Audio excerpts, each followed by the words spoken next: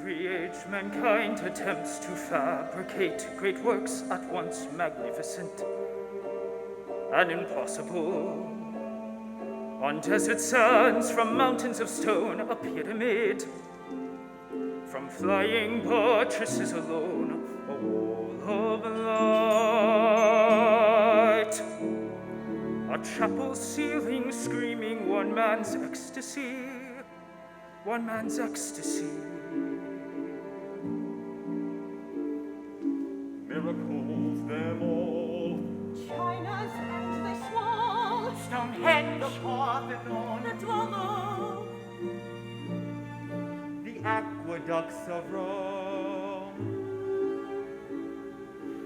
We did not attempt to make with mammoth blocks of stone a giant pyramid.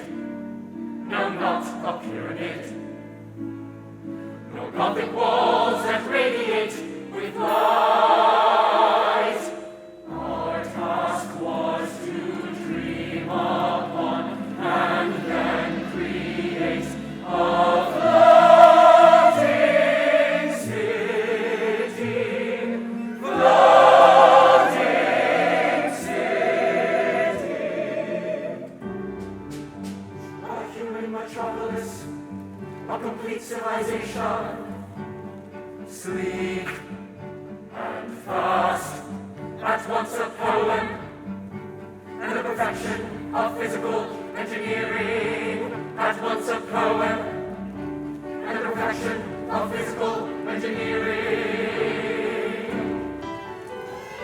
How did they build Titanic near 1,000 feet in length? Huge beyond past endeavor, strong beyond mortal strength.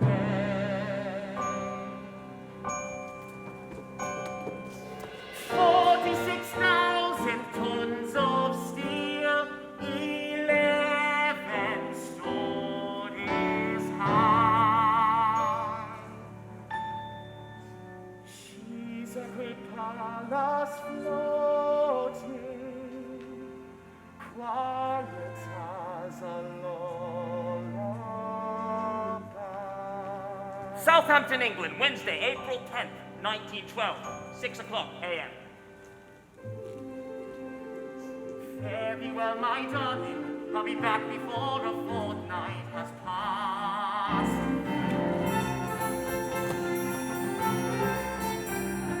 Very well, my darling, I'll be back before a fortnight. Very well, my darling, I'll be back before a fortnight has passed.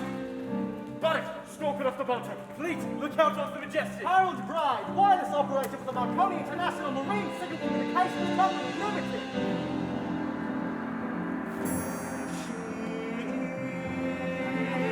Is towering high, broad and grand, ship of dreams, sailing day, morning bright. Take your flight, ship of dreams. She strains at her lines, the smoke from her funnels trailing. Her prow like a knife, she'll cut through the waves, unfailing. Soon to be underway. Size and speed unexplored, and I'll be aboard that ship of dreams. 7 dozen heads of fresh lettuce, Titanic. Morning, Mr. Lightoller. Morning, Mr. Vauxhall. Morning, Captain Smith. 36,000 oranges, Titanic. Morning, Mr. Hitchens.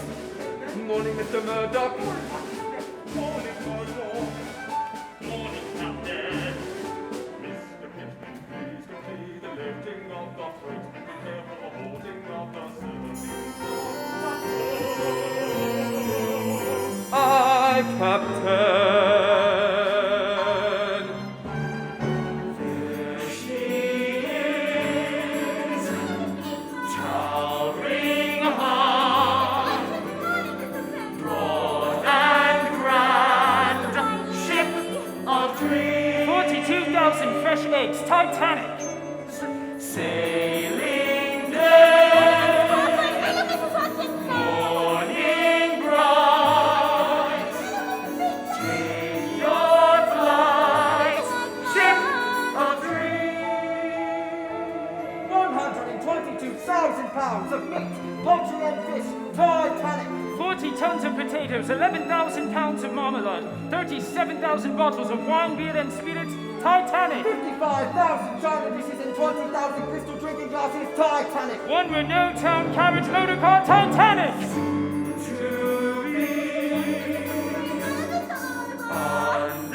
Underway, size and speed, unexplored, and I'll be aboard that ship of dreams. Captain Smith has forever been a fine young boy to say. Never quite like this, Mr. Ismay. Never quite like this one, sir. Mr. Andrews has the line, never had a faster ship for the mail. Not as fast as this, Mr. Ismay. Never quite like this one, sir. The The pride of mankind, dominion over the sea. The dream of progress, it brings great honor to me to be the master And the builder. and the owner of the largest moving object in the world. Mr. Pittman, begin boarding the passengers. Fast passengers, proceed at once to the gangway. Please bring your boarding documents and await further instructions. Holy Mother of God, is it a ship or a mountain? It looks long enough so a body could walk to America.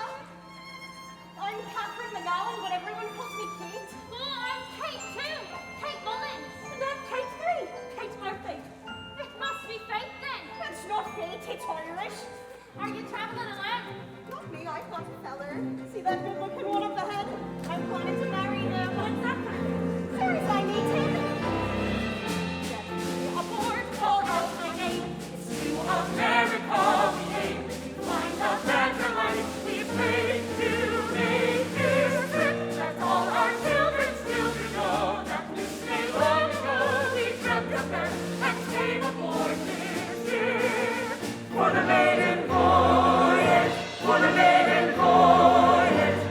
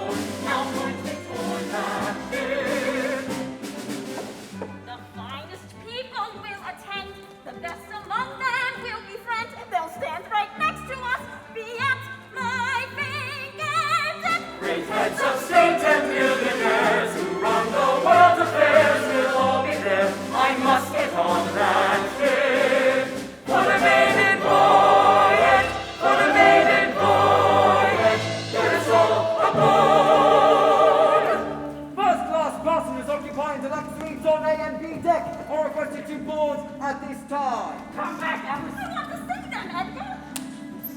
Colonel John Jacob Astor and Mrs. Astor too, arriving now from the big train direct from Waterloo Station, may proceed to their palace suite A62.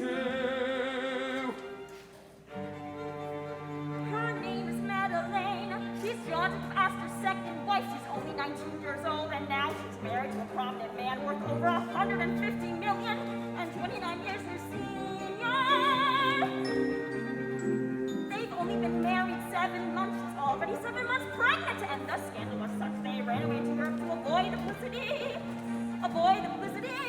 Mr. and Mrs. Isidore Strauss may proceed to parlor suite B55. Aren't they modest? You never think by looking at them that he and his brother own Macy's department store. Oh, Macy's department store! Outright.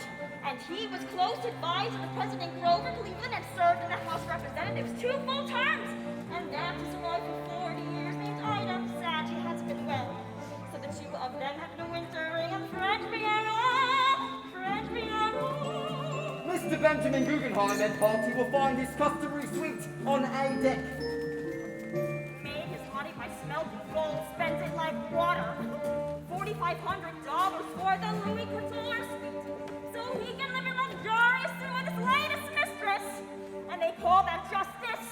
They call that justice. Mr. and Mrs. George Widener may proceed to Promenade Suite B51. He's the richest man in Philadelphia. Mr. and Mrs. John B. Thayer and family, Promenade Suite B58. Vice President of the Pennsylvania Railroad. Mrs. Charlotte Drake Cardoza, Suite B54. No one really knows who she is, but the newspaper said she booked the most expensive suite on the ship and comes with 14 steamer trunks, a medicine chest, her personal pillows and sheets, and 4 little Pekingese dogs. So she must be somebody. She must be somebody. Last call for boarding. This is the very last call for boarding. Lift up the ramp, let's build the line. Raise up the colors and design. Prepare for tossing off and through the board we'll swing. Each person standing at the rail. Let one great thought prevail. One single prayer. One rest is no shift. All the shore, who are going to shore? All the shore, who are going to shore? I report this ship loaded and ready for sea. Lower the gangways, Mr. Pittman. Gangways lowered, Captain. Make fast to the tugs. Tugs all fast, sir. Let's go all lines. Let go the stern lines. Let go the bow lines. Let go off spring. Tow her off, Mr. Pittman.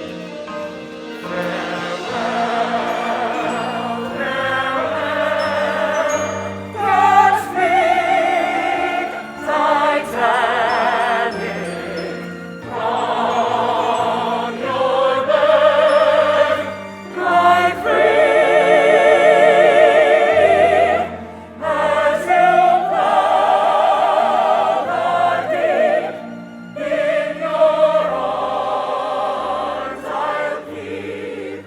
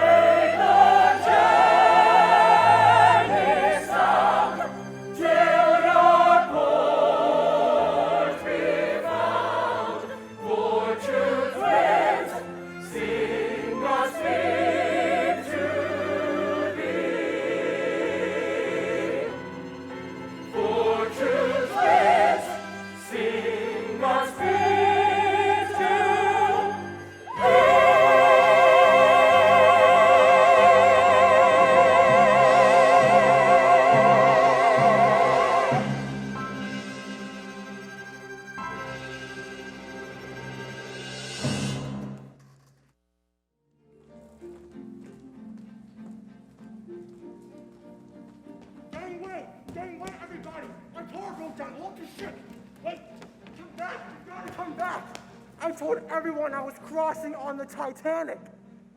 What am I going to tell them now? I'll be the laughing stock of Poughkeepsie.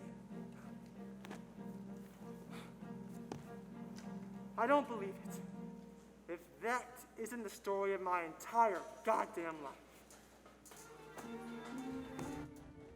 Ship's Bridge, Thursday, April 11th.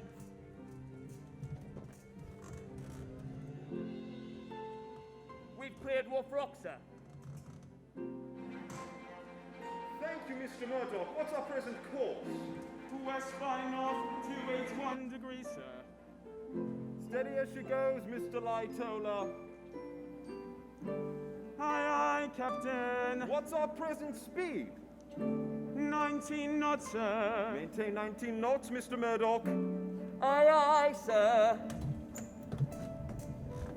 Boiler rooms 1 through 6 maintain 68 revolutions of the wing propellers.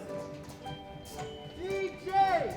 Now that we're officially underway, I thought a little celebration might be in order. I'm sorry, Mr. Ismay. I don't allow alcohol on my bridge. You know that, Mr. Etches.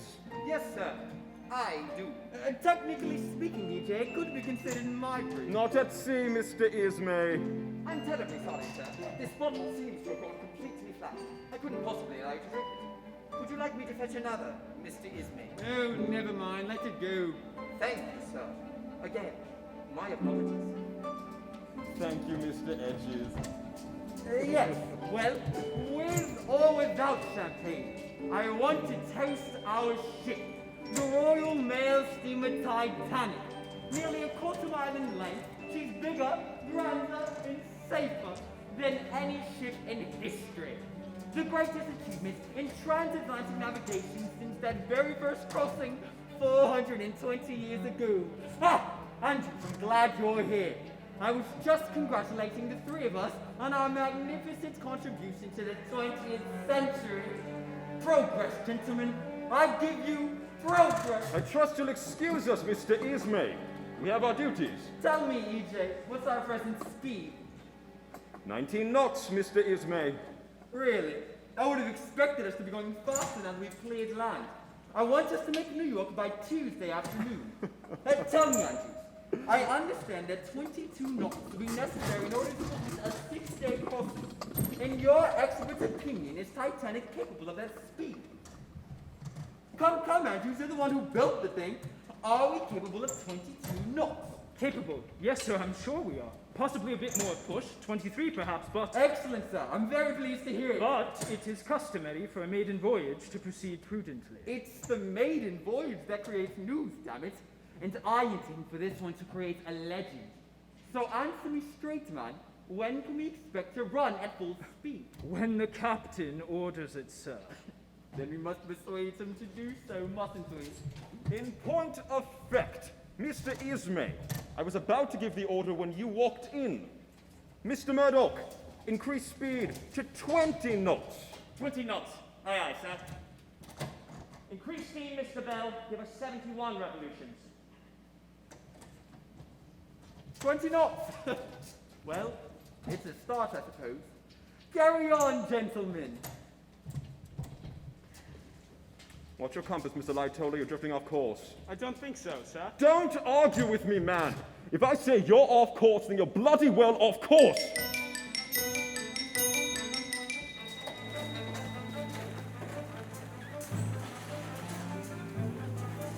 Take us through us to 71, Mr. Barrett. 71? If you ask me, Mr. Bell, it's a late tune for 71. Captain's orders, Mr. Barrett. Got no objections, that is. It's his ship, isn't it? 71 it shall be. But I'll speak plain, Mr. Bell. If it were my ship, I wouldn't recommend her speed increasing too quick. Do as you're told, Mr. Barrett. She's sparkling clean, this newborn ship, but one old thing is clear. The orders they propose above, we execute down here. We'll watch from here as up above they'll catch a whiff of glory. This wonder ship may be brand new, but it's the same old story.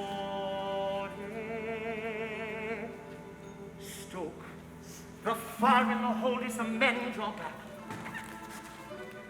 The heat in the hold is the men draw back. And the dust in the colony air is black. And a trickle of sweat runs down your back.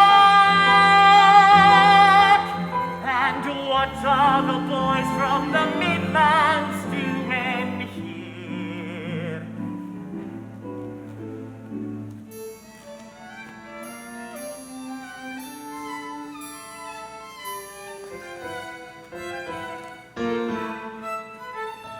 Coal it is that makes the steam that runs the machines that run the world, that send the men below the ground to mine the coal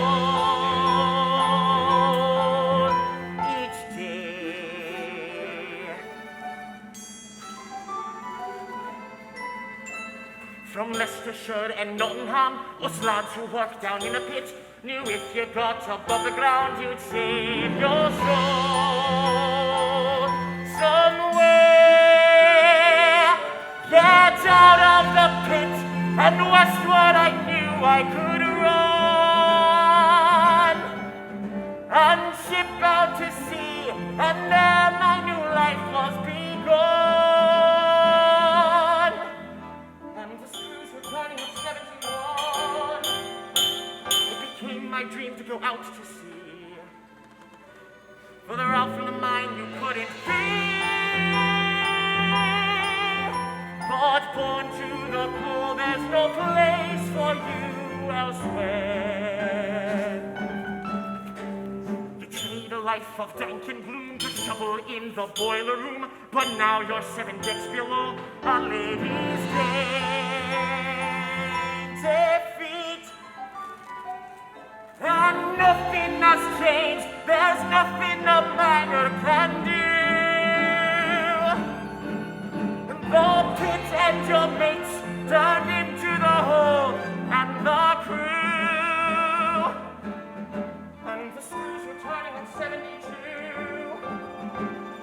Faster and faster we watch as we gain evermore. 73 and too soon it is 74. For record speed I believe we strive, for the maiden trip that's too hard to drive. If you push so faster than 75, that is the truth, I swear.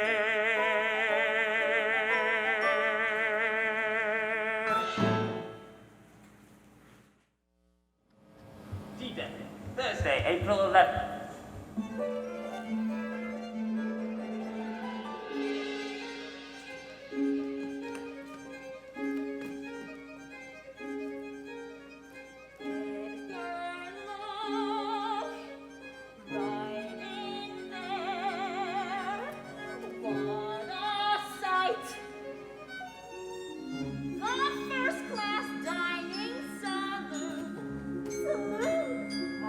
They want us to get the hell to our own saloon. Language, Edgar. Did you get a good look at John Jacob Astor? He looks exactly like his picture. So do you, Alice. Oh, Edgar, this is so exciting. Almost every famous millionaire in the whole world is on this ship. And today we'll actually be rubbing elbows with them. How impressed they'll all be when they hear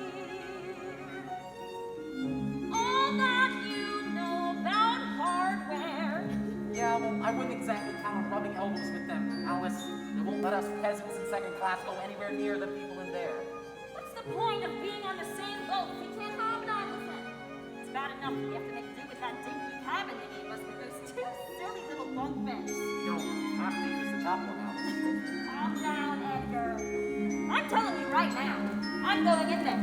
If it's the last thing I do, I'm going in there. Damn it, Alice! Language, Edgar. They don't want us in there. They want us right here where we are. That's all we pay for. That's all we get. Well, that's not all I'm getting.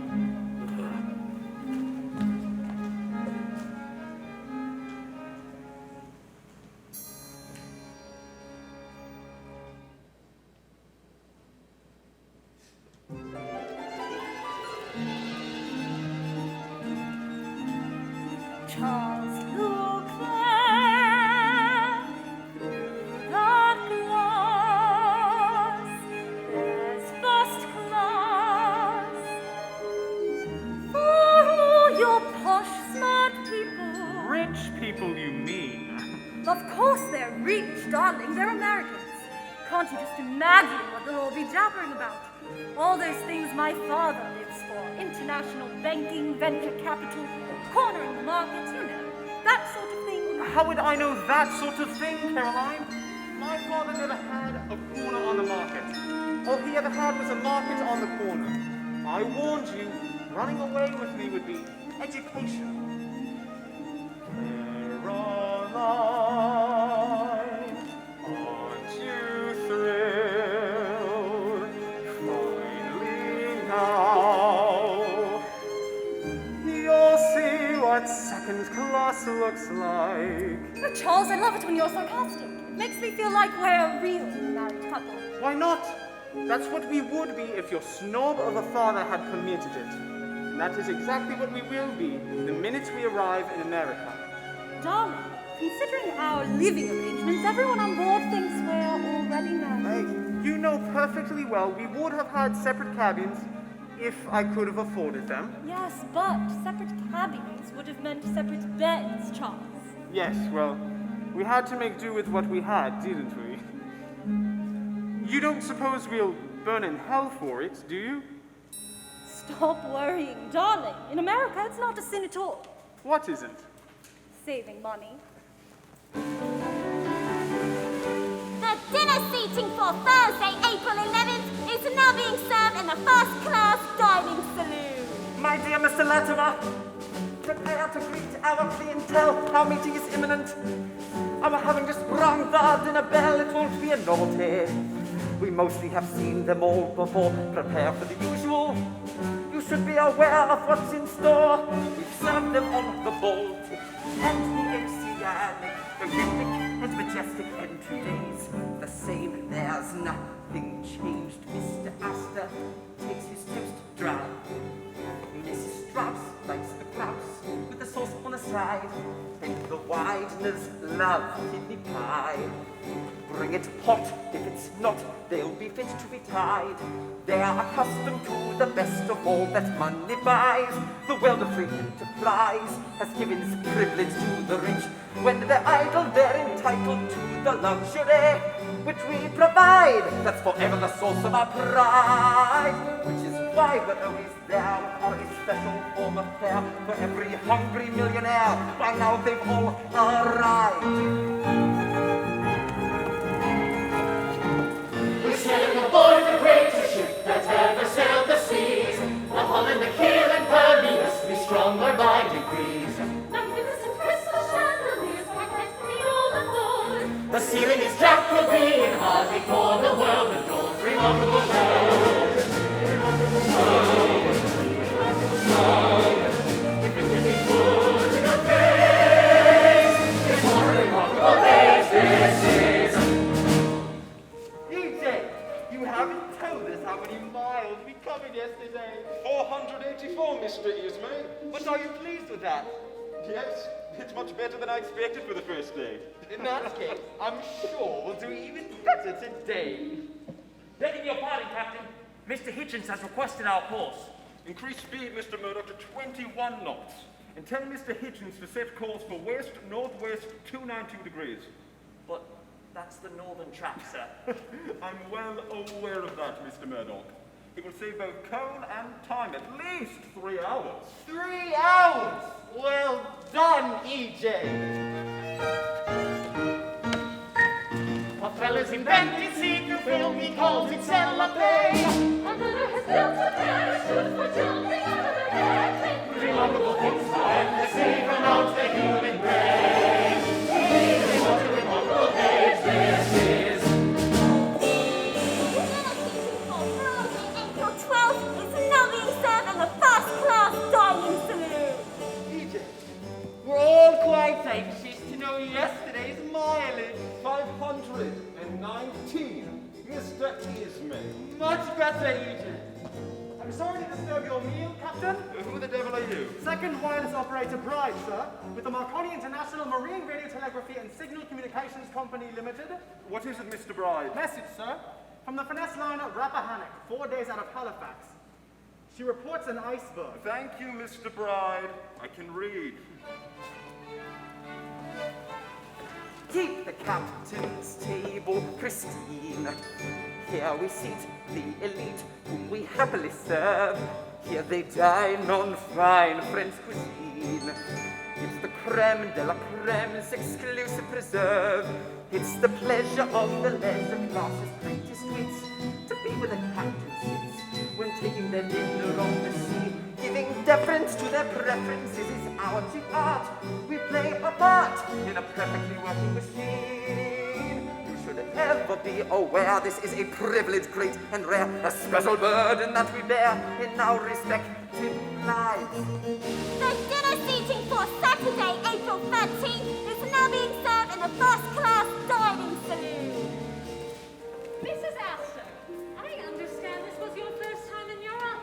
How did you find London? Oh, thank goodness I didn't have to. John knew exactly where it was. Excuse me, Captain. Yes, Mr. Lightoner. Have you any instructions, sir, concerning our present speed? Maintain 21 knots, Lightoner. 21 knots. Yes, sir. 21 knots? Come, EJ. I promise we'd arrive in New York by Tuesday afternoon. At this rate, we'll never make it. I'm afraid it's too soon for either of us to predict. Mr. Ismay. I trust you will excuse me, ladies. Please, continue with your evening. Oh, must you leave us, Captain? Unfortunately, Mrs. Astor, my duties on the bridge, though not nearly as pleasant as being here with such attractive ladies as yourselves, requires my attention. Please, excuse me. Remarkable U.S. steel is fleecing ship at 524. Monopoly makes the industry far better than before. Attending the coronation of King George V was grand. And afterwards off to Monaco to frolic in the sand. Remarkable world, remarkable world, remarkable world. So much to surprise and amaze. What a remarkable time, what a remarkable world, what a remarkable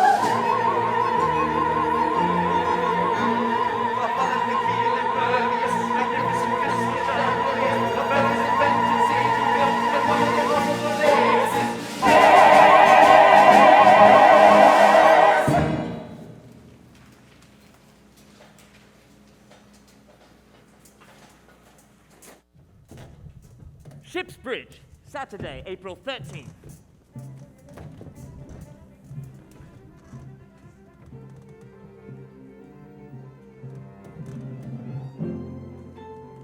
What's our position, Mr. Murdoch? Latitude 42, 35 north, longitude 45, 50 west, Captain. And the sea temperature, Mr. Lightoner? Let's check down 5 degrees to 34 Fahrenheit, sir. Another communication, Captain. Ice warning from the Caronian. Another one. Yes, they've sighted a large berg at 4150 north by 4952 west. Plot the position with the other reports we've received. It's directly on our new course, sir. Not to worry. At least 600 miles off. Still, Not to worry. We'll keep a sharp eye, eh? And Mr. Murdoch, increase speed to 22 knots.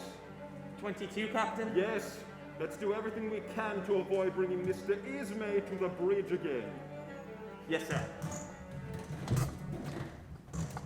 Engine room, increase speed to 78 revolutions of the wing propellers. If I remember correctly, Mr. Murdoch, you qualified for your master's papers when you were only 25. Youngest man in the line's history, but here you are, still without a ship of your own. What are you waiting for, Mr. Murdoch? The master of a ship carries a heavy responsibility, Captain. Every single minute, Mr. Murdoch. I'm not certain I'm up to it, sir. A ship's master must be certain of everything, Mr. Murdoch, even when he's not. And I'm as certain of that as I am that this is my final crossing. Captain. After 43 years of service, I informed the line of my wish to retire, but they asked me to stay on to see them through the maiden voyage. My wife was disappointed, of course, but How could I refuse? Take over, Mr. Murdoch.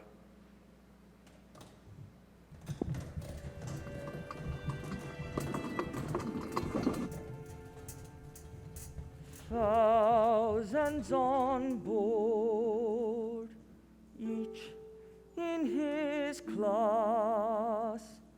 You are the master of all that must pass. Yours to set course, yours to command. You hold their souls in the palm of your hand. You hold their souls in the palm of your hand. Third class dining saloon, Saturday, April 13th. Third-class passengers are reminded not to bring food below to their cabins. What's the reason for that then? It encourages the rats. We got rats and a brand new chef. They're always the first to burn. Well, they're welcome to part of my share. Sure, if the entire family could live a week off just what I've been leaving on me plate, and all of it for free. Free? Are you daft then? And why do you suppose they charged us every bit of 60 shillings for our passage? What do I need with all this fine cloth and electrical light? Well, Jim Farrell, I'm gonna have fine cloth, electrical light, and a whole lot more when I get to America, including me own personal bathtub. I'm gonna rise straight to the top, I will, just like cream. I will be a proper person. People will look up to me. What a girl, that girl be going. Katie, Violet, Maud, Marie. I aspire to heights of glory in the new world that can be. In that grandest nation I'll stand tall. Reach my very highest hopes of all. I'm aiming to have a real profession, I am. Me too, me three. I want to be a lady's maid in America. In America, the streets are paved with gold. I want to be a governess in America. In America, it's better, I am told. I want to be a sewing girl in America. In America, I'll sew till I am old. There's a place called Chicago. I've seen it on the map. There's a place called Maryland. I've seen it on the map. There's a place in America called Albuquerque, and I'm hoping it's a bit like Rodrigo. Oh, I'm hoping that it is. There, I'm hoping that it is. Where my dreaming and my hoping and my scheming and my praying and my wishing to be happy will come true. You know that. I want to be an engineer.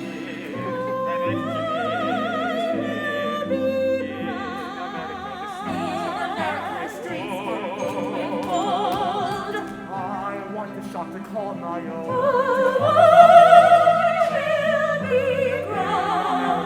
In America, it's better, I am told. Oh, Far beyond the northern sea, a new life can unfold.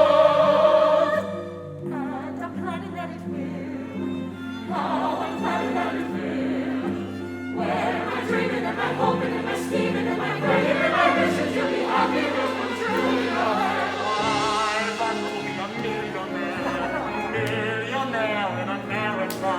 Strike if fortunes and a fortune don't you cry a mass. I want to be a constable in America. In America you rise above your class. Oh, there's a place your industry and talent can be sold. And I'm certain that it will. There, I'm certain that it will. Ich will ein gutes Leben haben.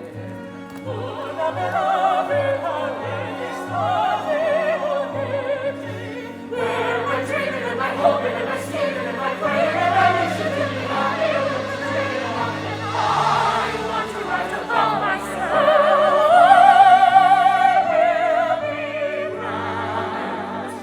American streets, American streets. I want to be a ladies' man. In America. Better place for me and you. Better land to start new. Better land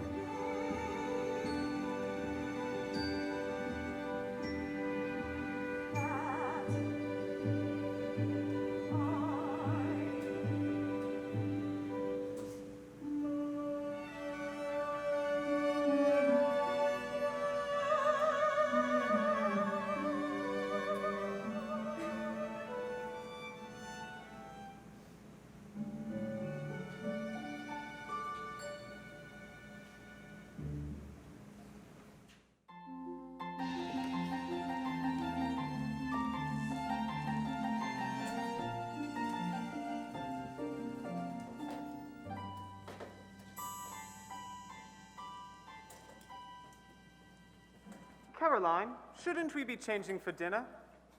I suppose so. Then you go on, darling, unless you want me to do it first. Charles, really? Don't you think we can start changing together, considering we're already sleeping together? Lady Caroline, is that you? I had no idea you were on board. Mr. Etches, what a nice surprise! Mr. Etches, I'd like you to meet my new husband, Mr. Charles Clark. Charles, this is Mr. Etches, who was chief first cabin steward on the Majestic when my family and I crossed last year. Mr. Etches. Mr. Clark, my congratulations, sir. And how is Lord Neville? My father's quite well, thank you. When I saw him last. Please, give him my regards. I can't quite understand how I've missed seeing you before now, Lady Caroline. It's a very large ship, Mr. Etches, and we are on our honeymoon. Ah, yes, I quite understand. Again, please accept my heartiest congratulations, Lady Caroline. Or should I say, Mrs. Clark? I'm sure you'll both be very happy.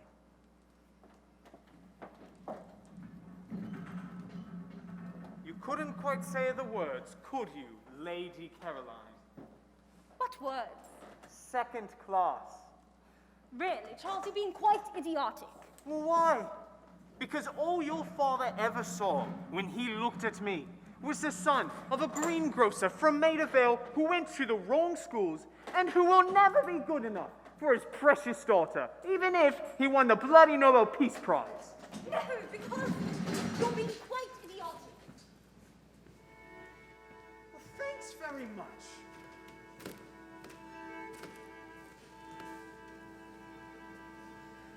Charles, you're a silly thing, making of everything social class. As if that could matter a jot to me. All that I care for is you. Oh, to explain to you all that brings pain to your simple class. If only you could comprehend, I want to be yours to the end.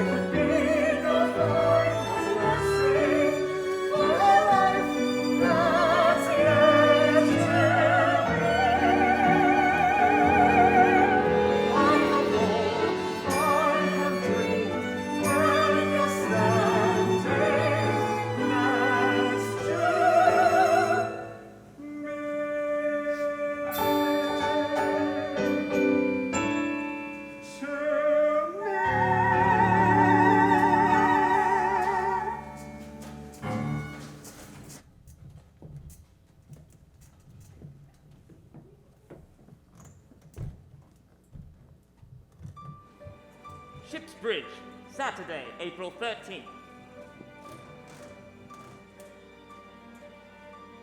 It's turned bloody cold, hasn't it, Mr. Lightoller? Yes, it feels rather more like February than April. Ah, Andrew! There you are! I've been looking for you everywhere. I want your opinion on how you think the crossing is going so far. Not as well as I'd hoped, Mr. Ismay. We've got a few problems. Really? Such as what? But I'm disappointed in the water pressure for the upper decks, and the kitchen staff are complaining that their sleeping quarters are overheated. There's gratitude for you. And my Father's Day, they were lucky to get any heat at all. Now tell me, Andrew, are you satisfied with our present speed? I think so, sir. No, well, I don't mind telling you that I'm very disappointed. The sea is calm, the weather's fair. Why aren't we going faster? We're doing 22 knots, Mr. Ismay.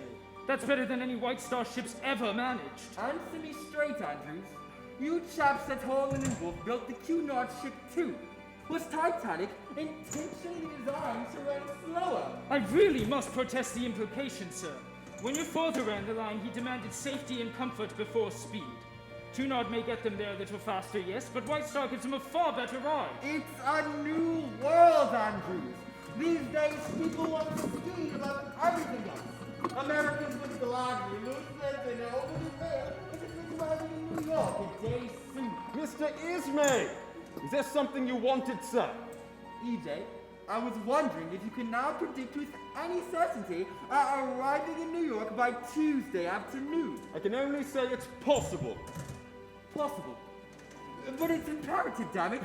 If we have to stand off until Wednesday morning, our return to England will be delayed a full 24 hours. Titanic must be known as a 6-day ship, EJ. Even the bloody cops can do it. And if second-rate tops, like Deutschland and Kaiser Wilhelm, can turn around in a fortnight, then so, by God, shall we. I'm sure that we will do everything we can, Mr. Ismay. Splendid. That's all one can ask, isn't it?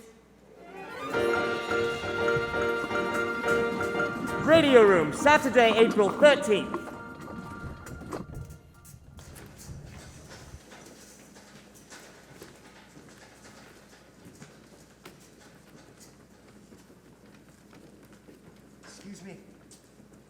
Excuse me, who's there? Bunnett. Bunnett! Oh, the stoker! I remember. Welcome to the most important place on the whole ship. What can I do for you, Barrett? I heard you could actually send a message back to England. You heard right, all right. Sitting right here, I can communicate with important people all over the world. Yeah? Yeah, I'll explain how it works, but I'm afraid... Hold on. There's a message coming in. Iceberg warning. From the Baltic, that's your old ship? Yeah. You can see I'm awful busy, Barrett, so what is it you want? Shouldn't the captain know about the iceberg then? Oh, not to worry. I've already sent him a half-dozen warnings just like it. If you ask me, they don't know what the bloody hell they're doing up there, excuse my French. It's like we're saying the telegraphy business. You can't be a radio operator and remain a Christian. So, how much would it cost to send a message to my girl back in England? Sort of a romantic message. Oh, very pretty. But romantic or not, minimum rate's £2, 4p. 2 bloody quid? That's twice they pay me to American bar. Hold on. Maybe I could give you a professional discount. Yeah? And what did that cost? Nothing. They'll never know the difference. It's hardly much. You must be a romantic sort of person yourself. Oh, not me. Romance and telegraphy don't mix, see? How can you communicate with only one person? You've got the entire world talking to you. I'll need her name and address. Darlene Watkins, Bilsthorpe, Nottinghamshire. Hey, what's that going to do? Darlene Watkins, Bilsthorpe, Nottinghamshire. So what's the rest of it? I don't know. It's got to be just the right thing. Darlene's sort of funny, you see. She said if I wouldn't take her serious, she knew someone who would. And I'm not due back almost 2 weeks yet, so I might as well come right out with it. I'll be coming back to you, darling. Back to your dark eyes and hair. Marry me when I return, darling. And until that day, my love, take care. Beware. May the Lord who watches all watch over thee. May God's heaven be your blanket as you softly sleep. Marry me when you're finally in my arms, you'll plainly see this devoted sailor's heart and soul are yours to keep. Yours to keep. Every day from GMOM, good morning, old man, to GNOM, good night, old man. My telegraph sends its messages to ships at sea, sending out its dit-dit-da-dit-da-dit, dit-dit-da-dit-da-dit, dit-dit-da-dit-da-dit.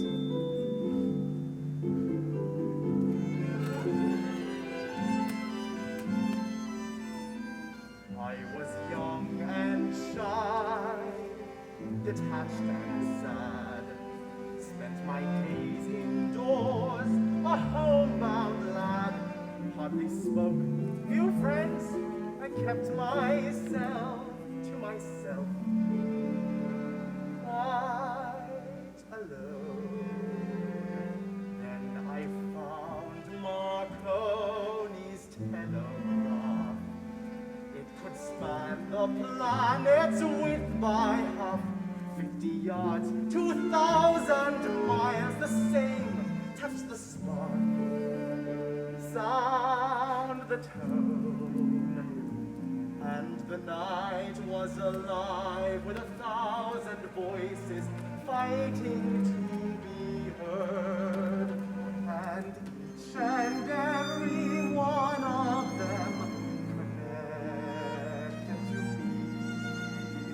And my life came alive with 1,000 voices tapping out each word, like 1,000 people joined with a single heart, tapping out our dit-dit-da-dit-da-dit, dit-dit-da-dit-da-dit, dit-dit-da-dit-da.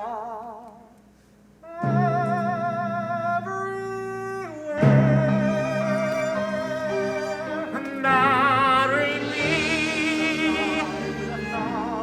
may the Lord who watches all watch over thee. Every one of them. Marry me,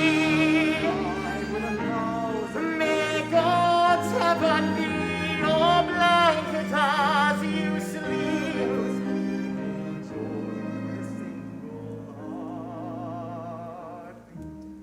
Tapping out our dit-dit-da-dit-da-dit, Marry, dit-dit-da-dit-da-dit, Marry, dit-dit-da-dit-da. Signed, Fred.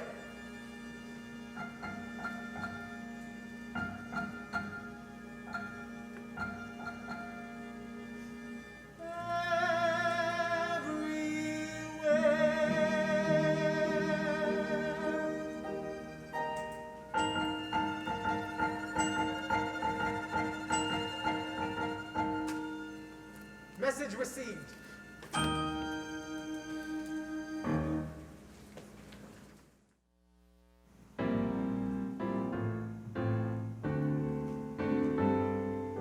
Sunday morning, April 14th. Ladies and gentlemen, after our Sunday service, our first-class passengers are invited to the boat deck where our bandmaster, Mr. Wallace Hotley, and his ensemble will be playing out of doors for your entertainment. And now, we will conclude our service with hymn number 27, God Lift Me Up. God lift me up in my dear waters. Keep my eyes on things above. Righteousness divine atonement. Peace and everlasting love. Ladies and gentlemen, everyone up and out on the band and shouts, listen to the yes, watching all the ladies in Parisian fashion on display. Young Mr. Hartley is playing quite smartly in a rhythm that could never lie. It's a musical treat to hear a band with their beat performing their latest rap. How do you do, my friend? So good to see you once more. How long since we first met? Has it been 3 days or more? It seems like so much longer. And a little weekend jag on the ship by ourselves on this glorious afternoon. We wait for the latest friend. I love the cool of the breeze. Feel the rhythm of the song in your knees. Nodding along at your knees like a feather in the air. Is that a hint of a chill? When you're dancing on the floors, it's a thrill. Keeps you hearty and healthy still. Take a partner if you dare. Everyone is bursting with emotion, dancing as we cross the mighty ocean, moving to the rhythm of the latest trend. Come on and dance with me, to the rhythm of the song in your knees. I'm nodding along at your knees, like a feather in the air. Is that a hint of a chill?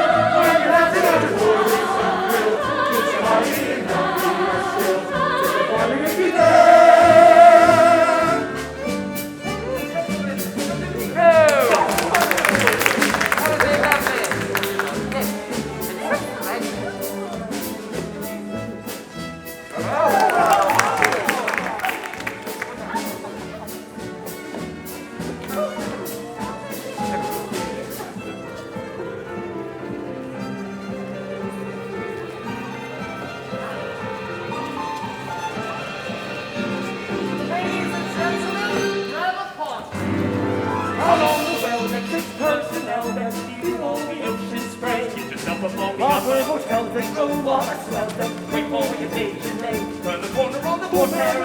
It's not rebellion, all of the rest must say. Now the band is playing, the ragtime singing will take you away. Everyone up and up, nobody lying about the legend of the spirit fun. Strolling with the orchestra beside you, playing for time. We got a fellow who's better on travel than any other ship can brag. So take a drum and a hand and then into the band. And it's a day, come dancing all over the velvet.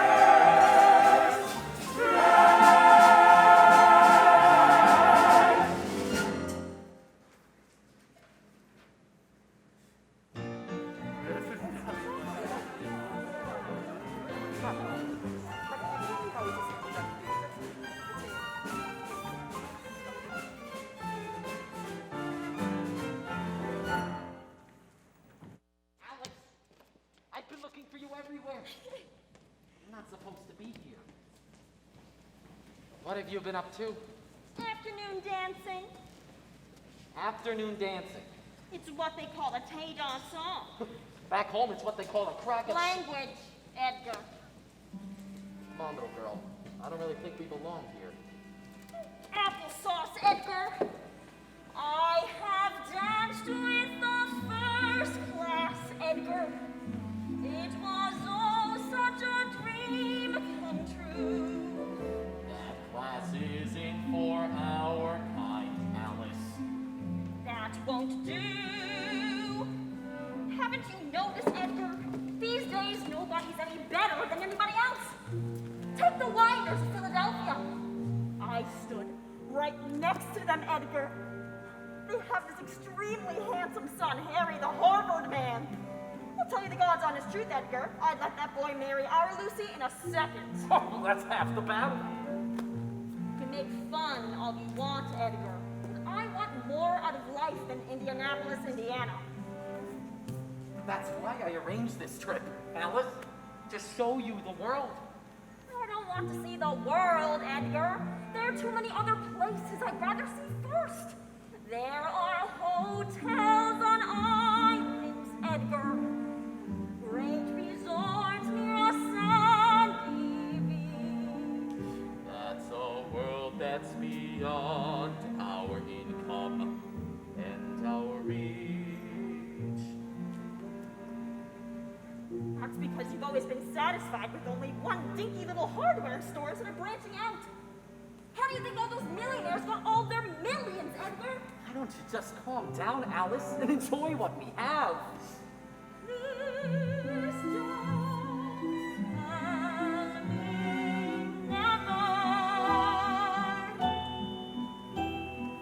I want this forever, ever.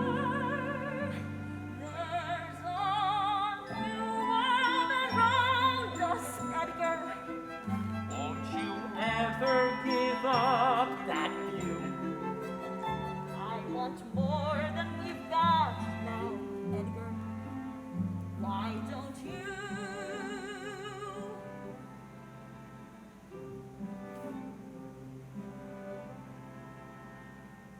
I don't know.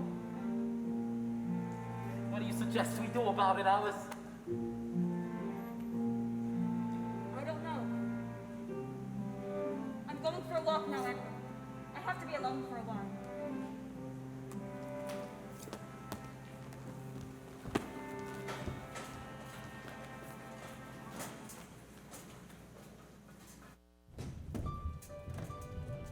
Ship's Bridge, Sunday evening, April 14th. 3 bells, Mr. Murdoch. Thank you, Mr. Lightoller. Hold your course west, northwest 292 degrees. Mr. Murdoch, what's our present speed? Steady at 22 knots, sir. Have there been any reports of mechanical difficulties since reaching that speed? No, sir. None at all. Very good. Increase speed to 23 knots. Captain, there's been another ice warning, sir. Masaba reports a large berg at 42 degrees north. 42 degrees? Well, that's in total agreement with all the other reports we've received, except for this one. From the French line of La Touraine, 41 degrees. Now, that's in total agreement with all the other reports we've received. How do you explain the difference? It must have been an error in transmission, sir. The radio. I'll never accept the damn thing. I'm afraid it's here to stay, sir. Which means we'll soon be taking our orders from safe, dry little offices on shore. It's a brand new world, Captain. Thank God I won't be around to see it. 23 knots, Mr. Murdoch. Yes, sir. Engine room, increase speed to 81 revolutions of the wing propellers, Mr. Bell. I'm still waiting, Mr. Strauss. For what? The reason you sent our son Jesse a radio message? He and his cousin Nathan want to make Macy's the largest retail store in the world. They even want to give away catalogs like Sears and Roebuck. It's totally crazy. What did you tell him? To go ahead. It's a new world out there, Mrs. Strauss. I don't pretend to understand it. Good evening, sir. Henriette's, first class steward. Good evening. Edgar Bean, second class passenger. Bean. I know that name. You probably ran into my wife. She likes dancing with billionaires. Ah, yes. Quite so, sir. My condolences. That's a far-off outcome seen in your eye, Kate. Which far-off places that you're looking at? America or Ireland? If you must know, I was thinking about a friend of mine. A very dear friend. It seems she left home because she made a mistake. A mistake she couldn't get rid of. She should have been more careful. So, what are you going to do with the rest of your life? Who knows? Maybe run for the Congress again. I'll tell you the truth, I really liked it there. And the best part is you don't have to know anything. It seems she wants more out of life than I can give her.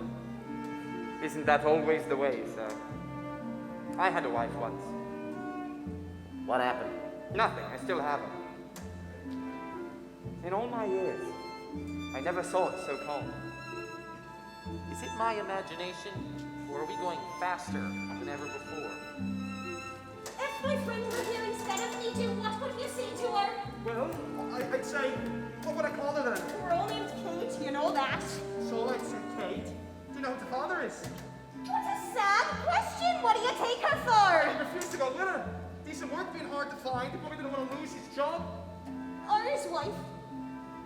So tell me, Jim Farrell, could a decent fella care for a woman who already has a better family?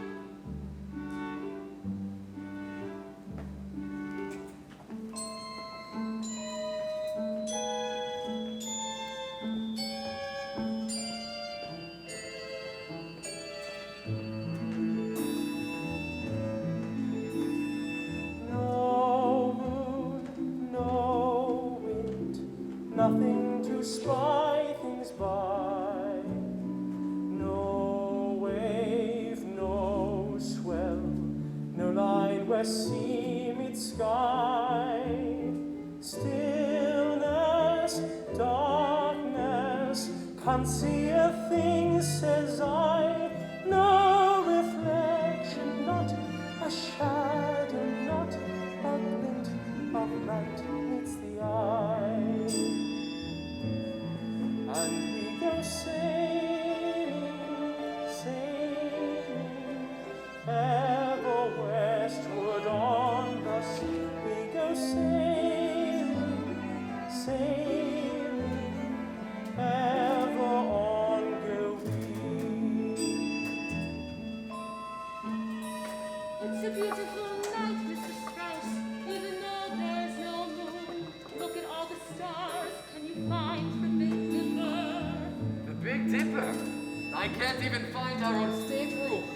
Every time I go out for a walk, finding my way back is an adventure.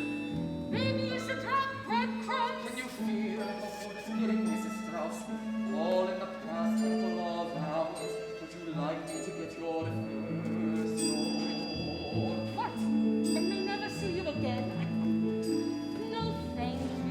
I had a freeze. Are you cold?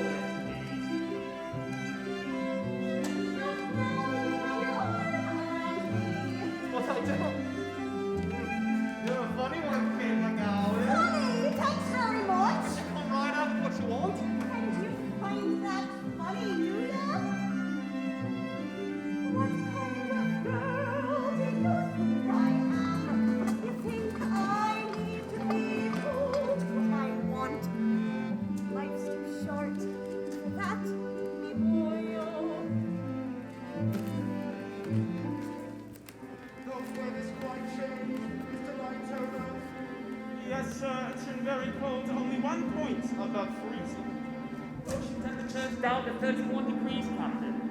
Warn the carpenter to check our supply of fresh water, Mr. Murdoch, and tell the engine room to watch the steam winches. Aye, aye, sir. There's not much wind, is there? No, sir, it appears to be a flat calm. And we go sailing. See how calm it is, smooth as polished glass, on the open sea, feel the bite in the hand. Smooth as polished glass. Ever on go we. Good night, gentlemen. I'll be just inside. Keep a sharp watch. The naked eye, that's something you can depend on. Good night, sir. Good night.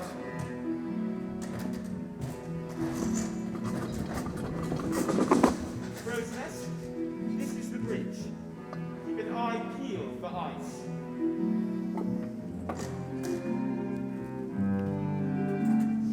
Charles, think in today's America.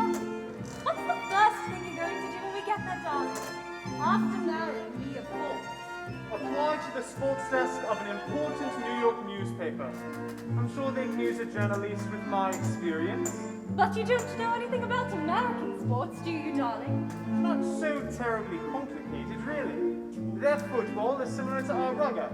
You see, for some reason, their chaps need to wear a great deal of padding. They sound like an eminently sensible race. Let us both hope so. That's why we're going there. Good evening. Madam, this happens to be the first-class smoking room, madam. So I see. Women are never permitted in the first-class smoking room, madam. Don't look so shocked. There's a new world out there. A new world out where? Mr. Hartley, that's a new melody. What's it called? Autumn, autumn, shall we all meet in the autumn, golden and glowing by autumn? Shall we still be best of friends, best of friends? All through each languorous season we ebb and flow, romance defying all reason will come and go. Still perhaps this autumn love won't retreat in the autumn. We'll be complete in the autumn. All that we have won't be lost, won't be lost. Let breezes blow and turn cold as we continue growing old. This autumn, love newly found yet lost.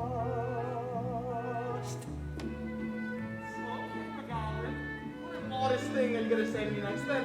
I'm gonna say, Jim Farrell, will you marry me? For the love of God, Kate! I know it's the new world we're going to, but we haven't got there yet.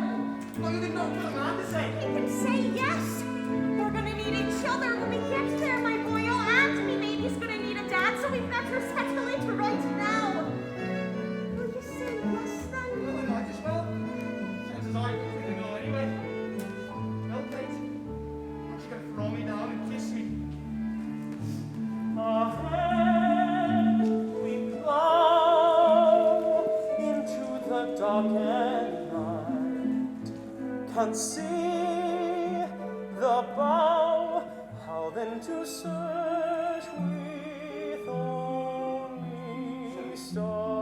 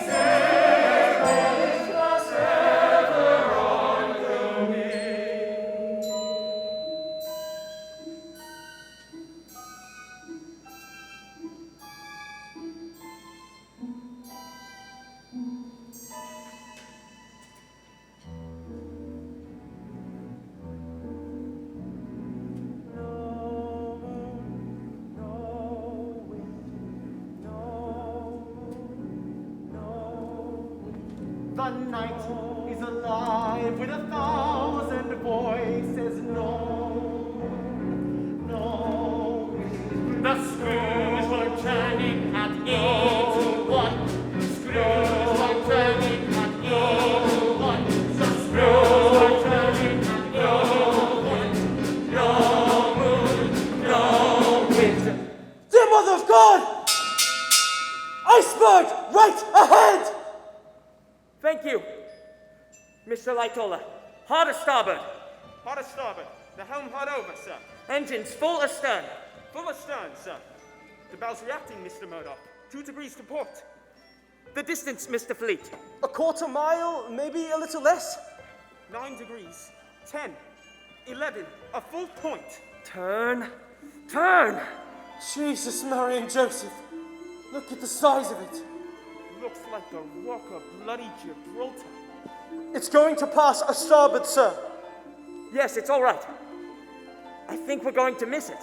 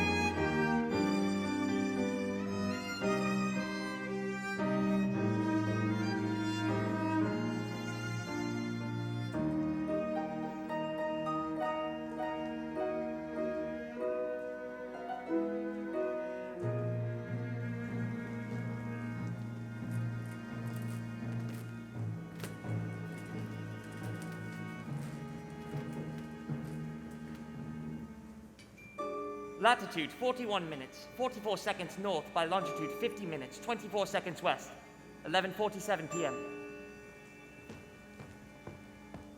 Wake up!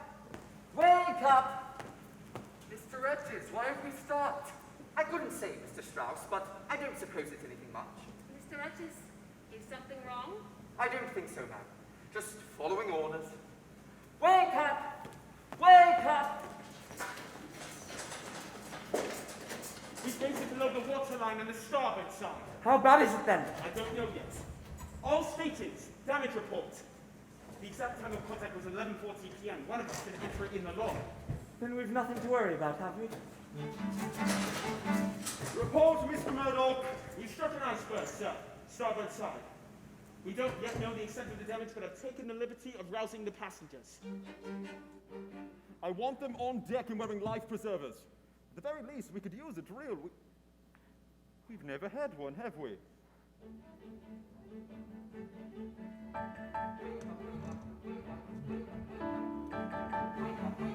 Wake up, wake up, wake up. Wake up, wake up, wake up, wake up, wake up. Wake up, wake up, wake up, wake up, wake up. First class passengers, proceed at once to the salon. Please bring your life preservers and await further instructions. Ladies and gentlemen, the captain would be most grateful if you would proceed to the Grand Salon. And please, dress warmly. We're taking water in boiler rooms 4, 5, and 6, sir. In 6, the water's already up to their knees. Close the watertight doors, Mr. Lightoller, and see that the pumps are activated. Then rouse the carpenter and have him sound the ship. It's all done, sir. Our position, Mr. Murdoch. Mr. Murdoch, our position! Latitude 41 degrees north, longitude 50 degrees, 24 minutes west, sir. Inform the radio room. For God's sake, Mr. Murdoch, let go of the helm! We're dead in the water! I'm sorry, sir. Second class passengers, proceed to the first class salon. Please bring your life preservers and a white feather instructions. Steward, why has the ship stopped? I understand an iceberg scratched some of the new paint, and the captain doesn't want to go on until she's fixed up. Good as new. Well, I think I'll stay in my cabin and finish my book. I'm afraid you'll have to go to the first class grand salon right away. Captain's orders.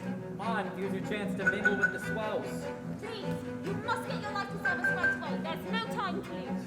I can't go up there looking like this. I've got to fix my face. The ship will be fixed before that, Alice. PJ, why are we stopped? Oh, it's an immediate explanation. We've struck an iceberg, Mr. Ismay. That was pretty damn careless, wasn't it? We're trying to assess the damage, sir. Damage? What damage? We're taking on water in the boiler rooms, but we've closed the emergency doors and quite certain that everything is under control. Then I trust you'll have us underway as soon as possible. Mr. Andrews is making a complete inspection. If you'll just be patient, sir, you'll have his report the moment it's available. In the meantime, Captain, I see no need to alarm the passengers. Third class passengers, fore and abaft of the well deck. Please find your life preservers and a white feather instructions. What is it? What's going on? There is this terrible scraping noise, and then we just stopped. What are we supposed to do now? I'm going upstairs to have a look. Go right down here. Like it's out. Yes, Mr. Andrews. There's a series of small gashes below the waterline, stretching 300 feet along the starboard side. There's water in the forepeak, in the number 1, 2, and 3 holds, in the mailroom, and in 3 of the boiler rooms. In all, 6 of the 16 compartments have been breached. But that's all right. You assured us that those compartments are watertight. Now, she was designed to stay afloat with any 3 flooded, perhaps even 4, but certainly not 6. Andrews, what are you saying? Titanic is sinking, Mr. Ismay. Nonsense. God himself couldn't sink this ship. How long has she got, Mr. Andrews? An hour and a half, Captain. 2 at the most. First class grand salon, 12:03 a.m.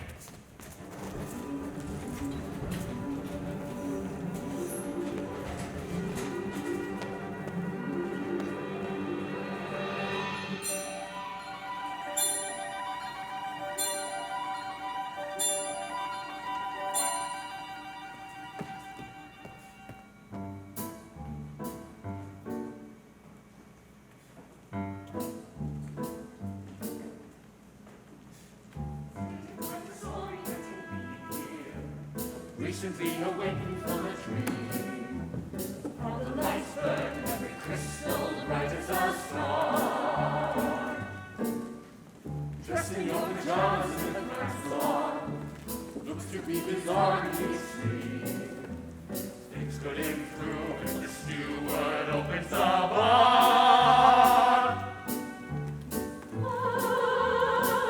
It's a memory I want to keep. Now I would like to go back to sleep. Dressed in your pajamas in the grand salon, wondering if things are what they seem. Can you be sure, do you ever know where you are? Ladies and gentlemen, could I have your attention, please? The captain would appreciate it if you all were wearing your life preservers. Mr. X is over here, Mr. I'll be right with you, sir. Please, Mr. Etches, what the devil's going on? Tell me straight, man. Are we in any danger? Danger, Mr. Strauss, on this ship. Mrs. Astor, please, your life belt. Mr. Guggenheim, please put it on now. Captain's orders. Ladies and gentlemen, wear your life belts. Mrs. Widener, if you would, ma'am. Mr. There, we must insist now. It's a mere formality, there is no orders, and we'll be on our way. A minor delay now, a simple precaution, a moment of rest. We'll be on our way, we hardly need stay now. In a moment or two, she'll be right again, traveling west. See here, Mr. Etches. I I demand to know exactly what is happening. The latest word, sir, seems to be that she's damaged on one of the wing propellers, and we could be delayed for an entire day, sir. I don't like the way this sounds. Not a bit, not a bit, not a little bit. We spent £1,800. Not a bit, not a bit, not a little bit. This is not the sort of a voyage we paid for. I demand to know what the ship is delayed for right now. How could this ever have come to pass? Christ, look who's here, it's the second class. Edgar, look! What did I tell you? Everybody who's anyone. You're the only person here I don't recognize. Everything is gorgeous in the grand salon. Stunningly appointed for the cream. Thousands of bucks, yes, a trip deluxe without par. Trusting yes, it's just the place is all. Used to think it's all in my sleeves. On now, what's the mere formality? There's a show. We'll be on our way.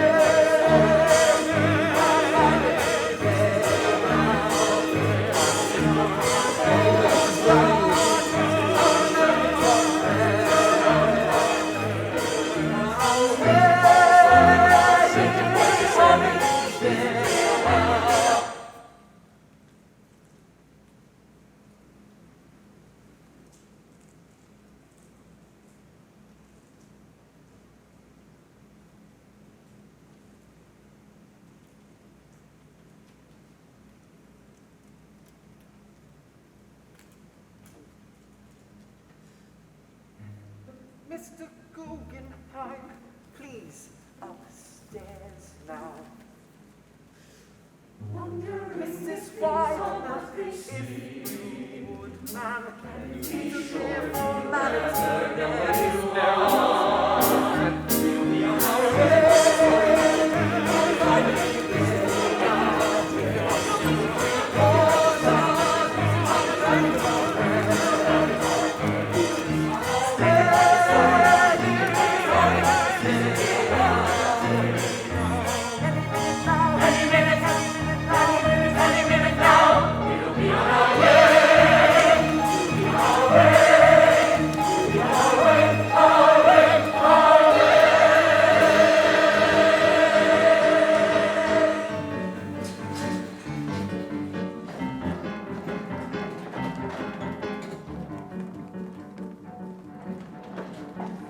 Jim Farrell, are you down there? It's blocked up here, we can't get through. What the hell are we supposed to do? Jim Farrell, where have you gotten to?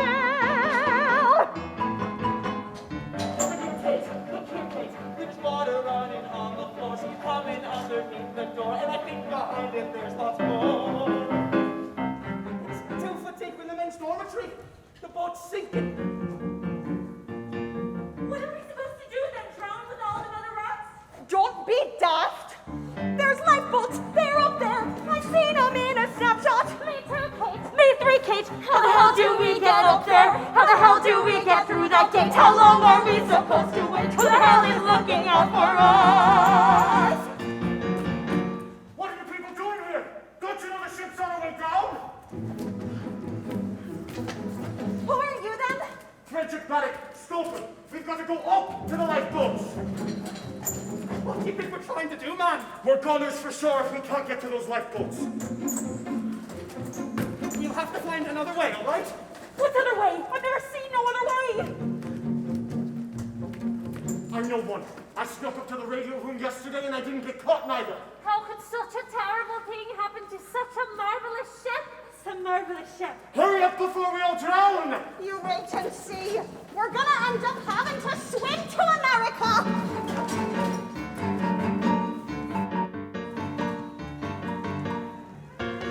Boat deck, 12:16 a.m. Ladies and gentlemen, this way, please. We are headed for the boat deck. Not so fast, Alice. Don't dawdle, Edgar. I want to make sure we're in the same boat as the Astors. Relax, my dear. This ship could smash into 100 icebergs and we wouldn't feel it. I've never been in an open boat in my entire life. Chuck, together no matter what. I promise, darling. Captain, Yes, Mr. Andrews. I'm sure it hasn't escaped your notice, sir, that there are still in excess of 2,200 souls on this ship. I'm well aware of that. Got space for less than 1,000 in the lifeboats. I didn't design this ship, Mr. Andrews. And I didn't instruct the management on the number of boats. Evidently 20 boats enough to satisfy the line. How many would we need to save every man, woman, and child aboard? 54. But the line felt that anything over 20 would have taken away too much deck space from first class. And that means that well over half of us are going to die in approximately 90 minutes. Not if a ship arrives. Do you know of one? I'm just on my way to find out. Captain, all first and second class passengers are proceeding to the boat deck, as ordered. The third class have been assembled below on the well deck awaiting instructions.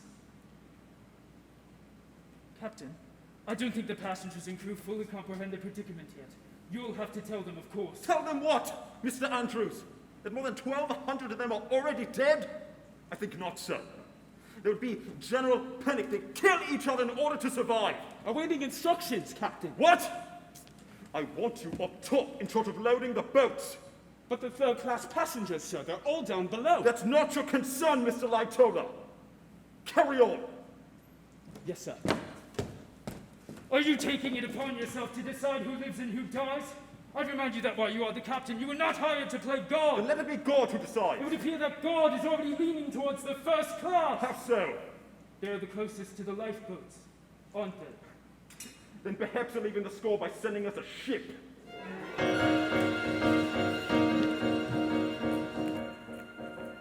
CQD, Titanic CQD, situation critical, repeat situation critical. Radio man, have you reached the ship? Can't you see I'm busy? Go bother the captain. This is the captain. Sorry, sir. Sit down, mister. Right, sir. With the Marconi International Marine Beauty Sit down, Mr. Bride. Yes, sir. And continue. Yes, sir. Have you reached any ships in the immediate vicinity, Mr. Bride? 6 or 7, sir. The closest one seems to be Carpathia, a Cunard liner. I know Carpathia, Mr. Bride. They acknowledged our CQD at 11:58 p.m., saying they've turned and are coming hard. How far is she? 58 miles, sir. That's more than 4 hours. Carpathia can't be the only ship in the vicinity, Mr. Bride. There was one other, sir. The Californian. Her signal was much stronger than the others and put her within 10 miles. But since the accident, she hasn't responded. Why not? I don't know, sir. TJ, you've got to do something. What do you suggest, Mr. Ismay? We need another ship here immediately. I'm afraid the nearest one is 4 hours away. 4 hours? We'll be at the bottom by then. What about the Californian? You said that she might be close by. I'm sure she is, sir, but still no response. Why not? You must demand a response. Those smaller ships only carry one radioman, sir. He must have signed off and gone to bed. Well, keep trying, for God's sake. There's a new distress call. SOS. It's hardly ever been used yet, but it's easier to read than CQD, and I think... Try anything you like, Mr. Bride. You must rouse that ship. SOS. Titanic SOS. Situation critical. Come in, California. Where are you, old man? Why the hell don't you answer? Surely something can be done to help us. Thousands on board, trusting and more, roused from their sleep, sent up above, unsinkable ship. What is she now? What is she now? Possibly she won't go down.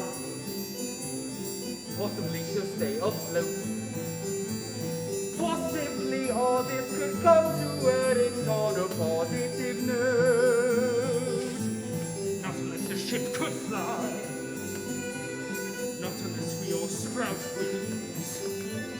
Honestly, sir, I have built her from scratch, and I know certain things. If you know so much, why didn't you know to prevent this? What's to become of us all now that Providence earned this? This is your work, Mr. Hutch. You have done us in. Where's the link to broken? Where's the double skin? That's your job, and someone must take the blame. It is you.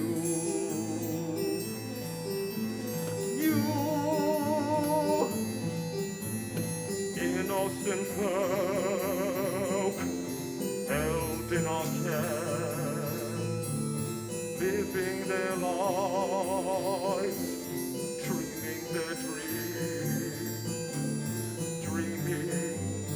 dream. Possibly a ship will come. Possibly we'll all be saved. Damn it, son, listen, we're hemorrhaging fast. It's a hole that's been snared. According to design, it's right.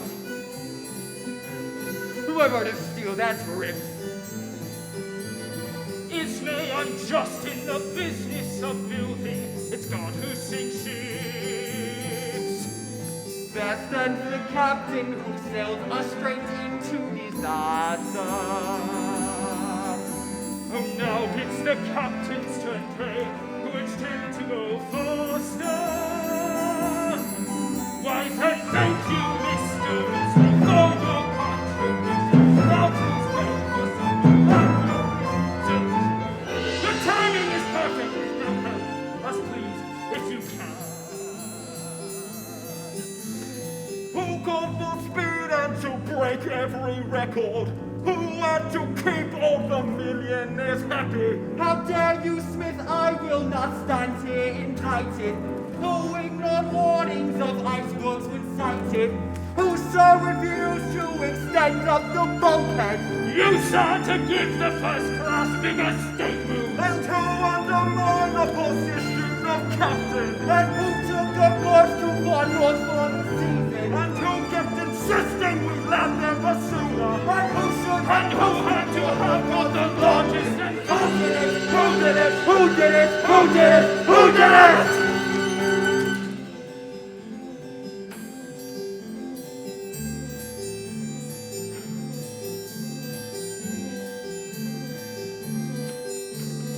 possibly Lord will act. Possibly he will provide and indicate how our unthinkable fate can be somehow denied. Somehow denied. Your work, no one else's. my doing, no one else's. There's only one captain, and I was in charge.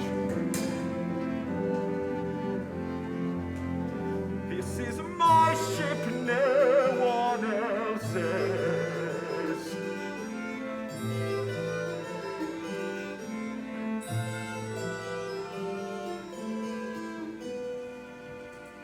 Boat deck, 1:46 a.m.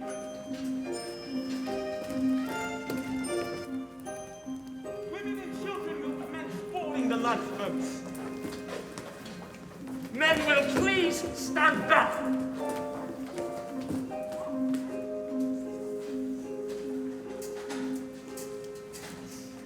We and I are getting in the lifeboat. Father will be staying here a while. It will be like rowing in a serpentine. Come along now, let us have a smile.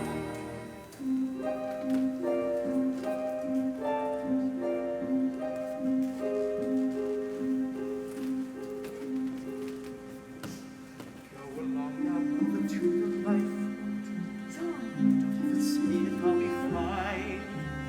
I'll come to you tomorrow morning. This beloved son of mine. None except this way into the lifeboat. Mr. Strauss, by all means, take your place. No, I will not go before the younger men. Ida, you must go now. That's not you. Please, Ida, I'm telling you to get into the lifeboat. I refuse. Refuse? How can you refuse? After 40 years, you cannot refuse. I'm sorry, Isidore, but after 40 years, how can I leave you now? Because you must be saved. For what? To live without you? Absolutely not. Ida! Where you go, I go. We step this way. No time we lose delay. This is the last lead. It must be the word now. We must get in the lifeboat. Step this way.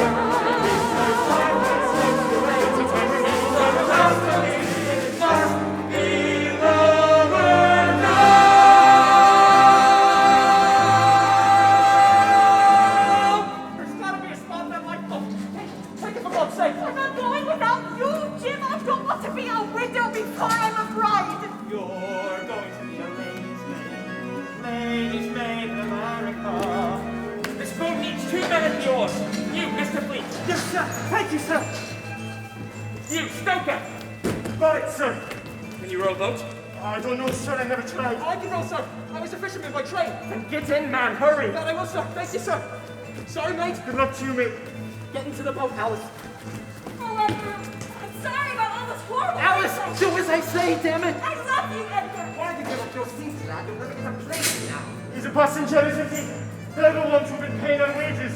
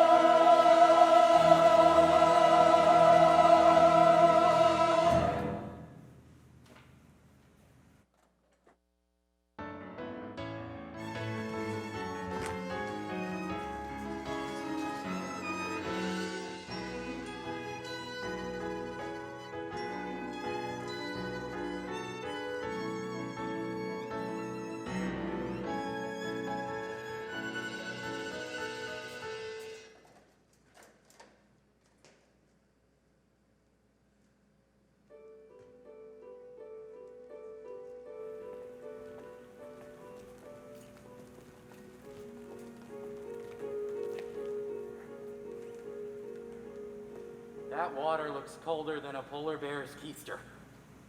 It won't be long before we're in it up ours. Edgar Bean. Hardware. That was your wife you were saying goodbye to then? Almost. We were going to be married when we got to New York. Yeah. I was to be married when I got back to England. Seems we're both going to wind up bachelors. Could be worse, sir. Really? How? At least we're not making any widows now, are we? Good point. What would you gentlemen say to a good stiff drink? I'd say one won't be nearly enough.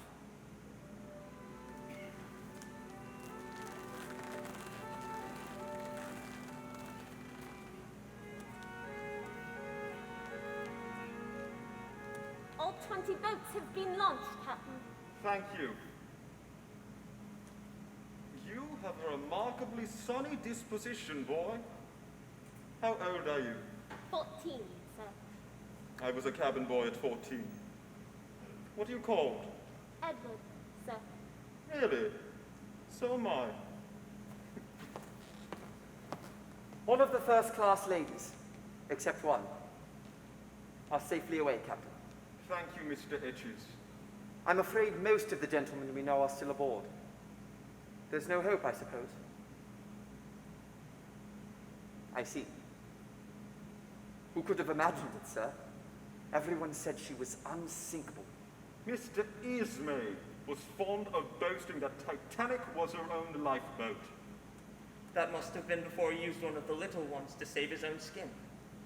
More than anything else, the man wanted a legend. Well, now, by God, he's got one.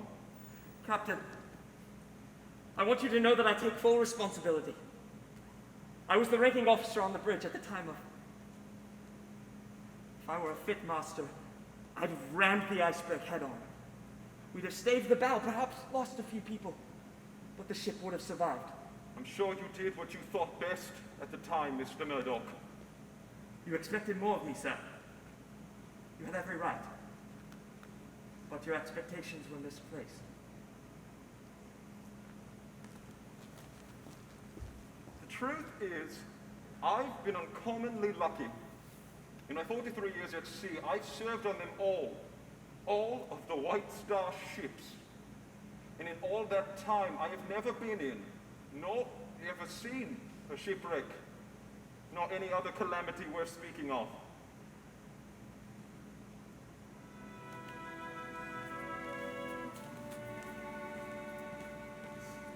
Thousands on board, each in his class.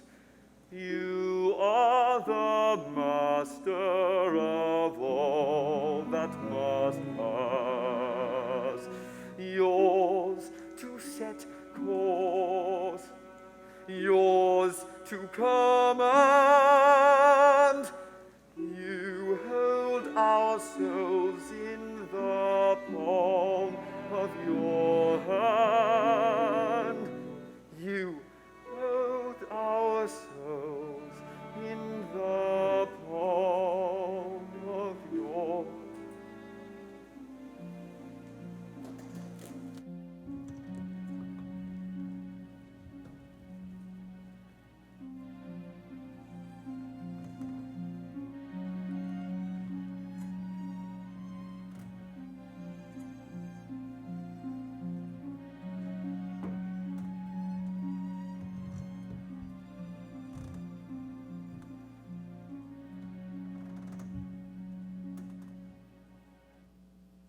Are you cold, Mama? Lately, I'm always cold. Come, I'll blow on your fingers. Save your breath. What for? Mr. Strauss, Mr. Etches. Mrs. Strauss, a glass of champagne, perhaps. Champagne? Why? Do you think we have something to celebrate? I brought the Cristal, 1898. It's the last bottle left. My goodness, it would be a shame to open it. Under the circumstances, madam, I think it would be a shame not to.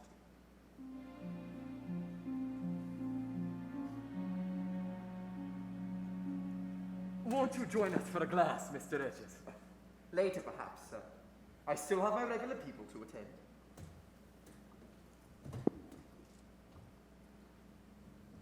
May I say, it's been a great pleasure over the years, serving you both.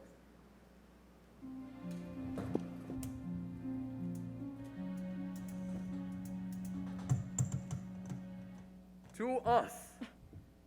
Who else?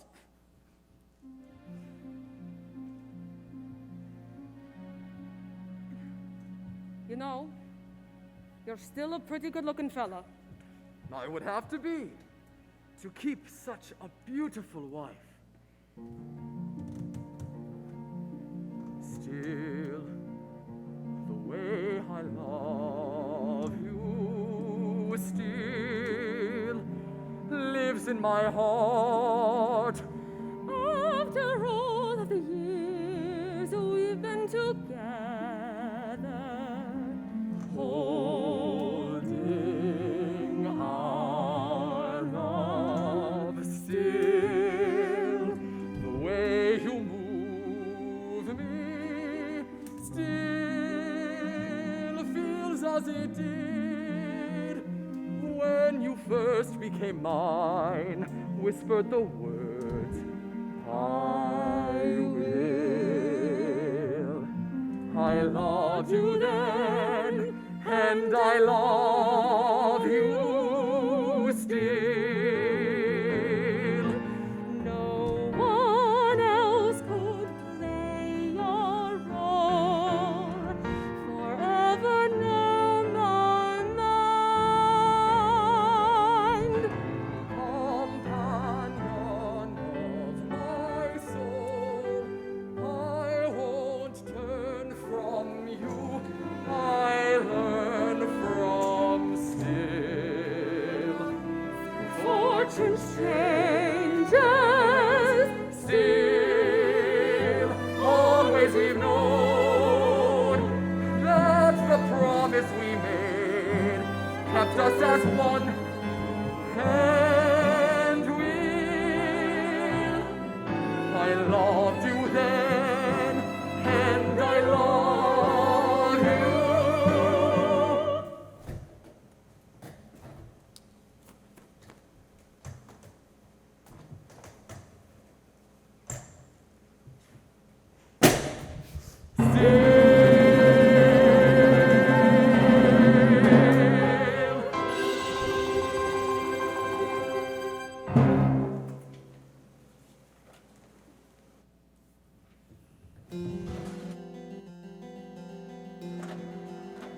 I declare this vessel lost.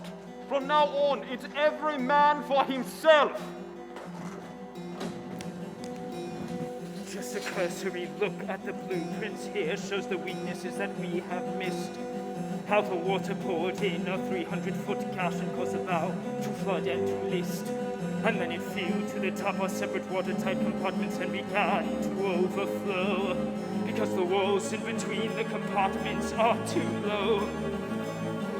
She's only sinking because these bulkheads have a depth too low.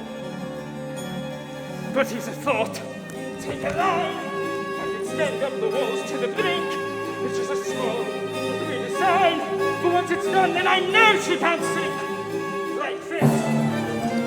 And then like this. Like this. And then like this.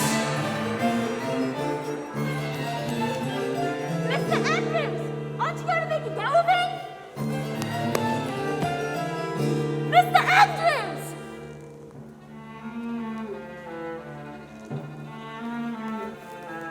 The ship was taught to plunge beneath the surface, the water lapping at her feet. Down sinks the bow of twice astern to the sky. The panicked people in retreat. 1,000 strong, they'll come up towards the deck. They'll bring their desperately like beasts to life.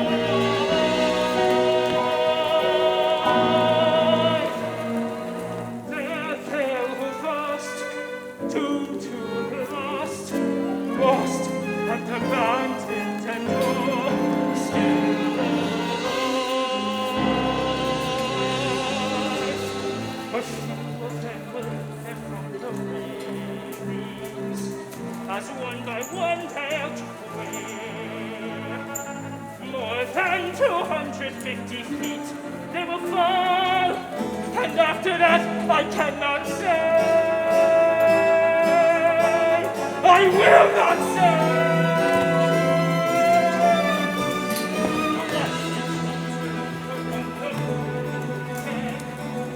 They'll lose all sense of right and wrong. It will be every man for himself, all right. The weak go in with all the strong.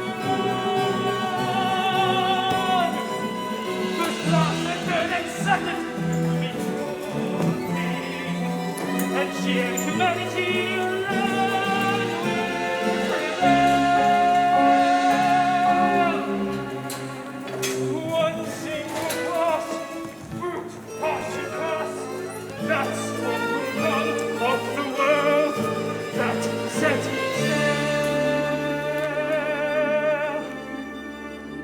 Autumn, shall we all meet in the autumn? Shall we all meet in the autumn?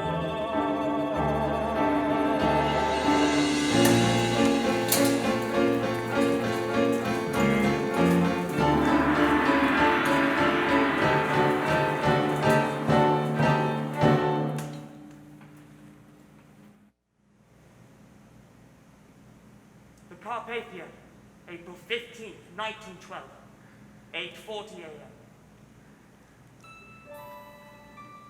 One moment the ship was there, and the next she was gone.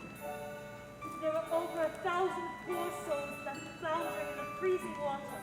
We wanted to go back for him, of course, to pick him up. But they'd have swamped us. Then no one could have survived. The sound they made was deafening. Like there was an entire football stadium out there in the dark somewhere. And after half an hour, it just stopped. I'm ashamed to say I was relieved. I'll hear those voices for the rest of my life. Why shouldn't I have taken that place in the lifeboat? It would have gone empty. There were more than 450 empty seats left in the lifeboats. It was so very cold. The women were so brave alone in the dark, in the middle of the ocean. If only I'd seen that iceberg before it was too late. If only they hadn't kept increasing the speed.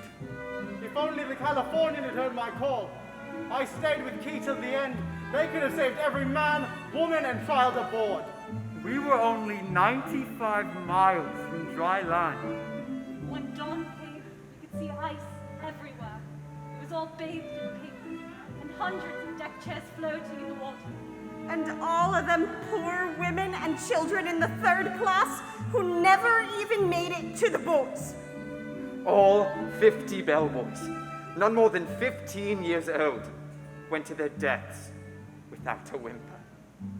All of the musicians who kept on playing Autumn right to the very end. With only 711 survivors, 1,517 souls had lost their lives. Including the man I call my husband. And my husband. And my husband. And my husband. Within a matter of only a few minutes, the largest moving object on Earth had totally disappeared. Fare thee well.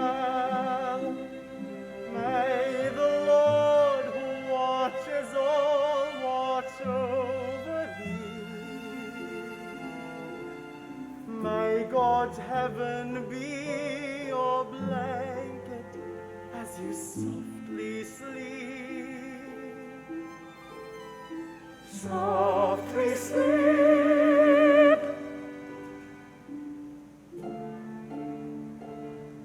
In every age, mankind attempts to fabricate great works at once magnificent and impossible. On desert sands, from mountains of stone, a pyramid. From flying buttresses alone, a wall of light.